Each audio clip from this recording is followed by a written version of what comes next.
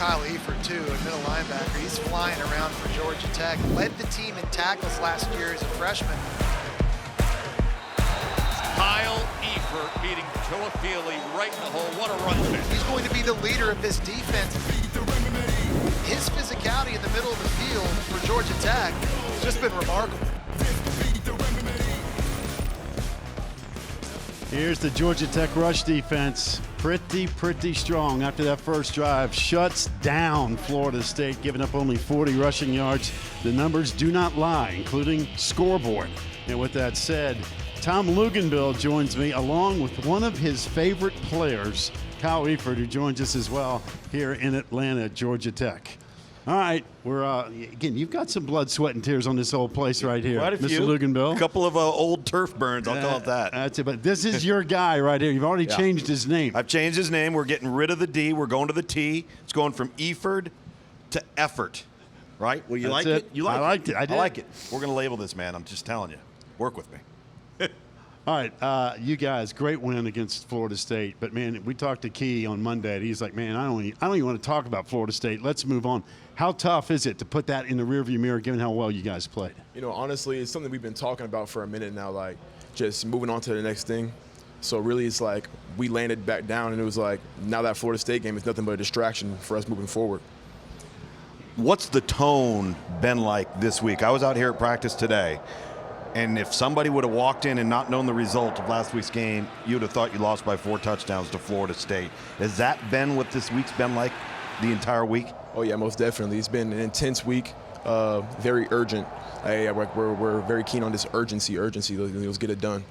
Kyle, we just talked to Jay Batt, and he talked about students sold out everything they want. I mean, people are fired up. When you get back on campus and everybody's high-fiving you, I mean, I know it's hard to put it in the rearview mirror when, man, you're walking around campus and everybody's like, oh, my God, you guys went and kicked Florida State's rear end. Like, how difficult is that as a student-athlete? It's easy for us old guys to go, hey, I forgot what I had for dinner last night. But for you, you're living the moment. How tough is that given what the student body's doing? Yeah, I mean, it's definitely one thing, like, saying you want to put it behind you, but, like, being on campus and, you know, folks coming and talking to you, speaking to you, whatever, you know, it's kind of got to give the generic answer in your head because you really want to put it behind you. Like, yeah, you know, got it done, appreciate it, you know, but it's on to the next.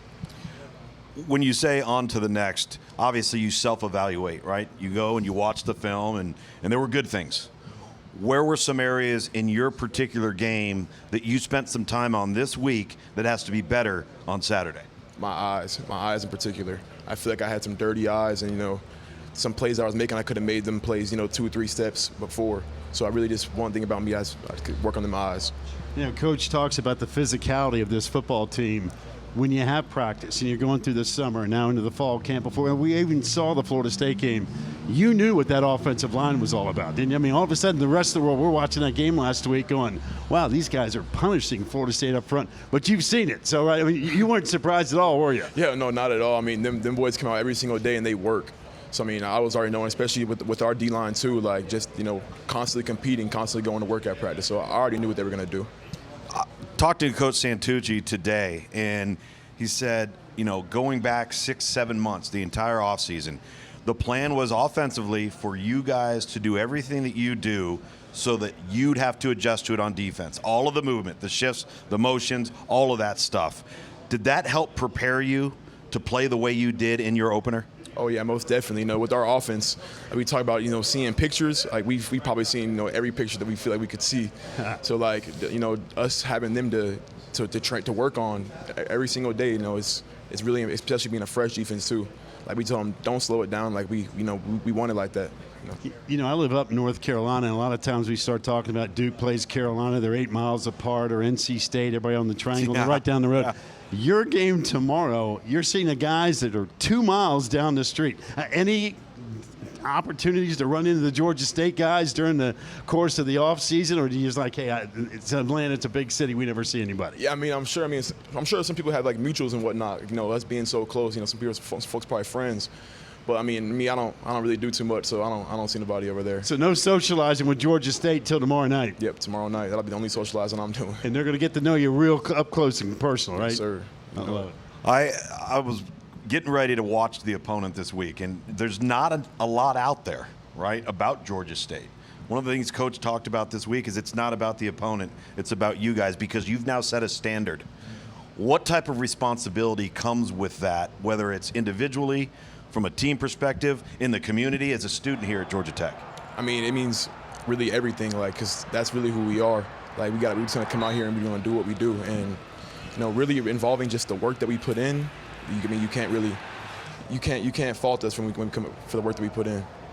Are you surprised by anything? Like, for example, did you watch any football last night, or were you working on books or Georgia State or whatever? Because we had 3 games going on last night. Were you watching any of that or not? I was not. I was definitely in that playbook.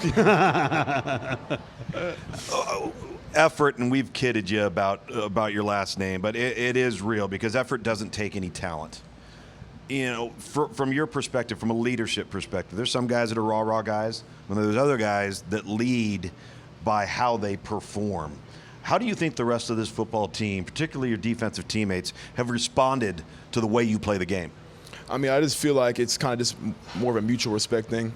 Like, they see the way that I approach the game, and it's just kind of like, I mean, what are we going to say about it? It's just more of like just coming at it every single day and just putting it forth, emptying the tank on everything. So it's like, I mean, that's what the game is about. So what can you say about it?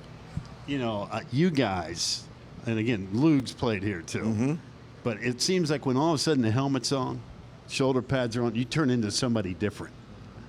Do you? At what point in time tomorrow do you turn into something different?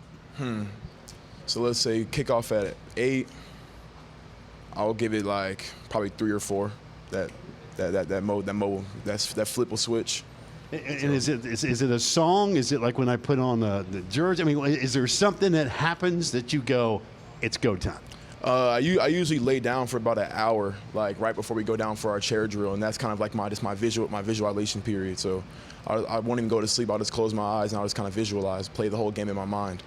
So it's really like when I get up from that, that's when it's like, yeah, maybe like sometimes my eyes will be a little bloodshot, just in that mode. You know what I'm saying? So we got to ask you the one question that I know everybody wants to hear the answer to, and that is, who actually physically helps you get the jersey over the neck roll? Sure, it takes about 3-4 of the linebackers, but we get it done. Is it for look or is it for real? Oh, no, it's for real. Is it? It's for real, yes, sir. I fell in love with that thing. Yeah. Let me tell you, his answer on that one was, it's for real. Oh, it's for real. Look at me. What kind of goofy question is that? I'll lay you out right here in the concourse. He's like a 1980s Service Academy linebacker. I just love it. Every bit of it. It's real, Lugs. It's real. Kyle, keep up the great work, man. Again, congrats to the quick Thank you. start. But again, it's all about Georgia State this week.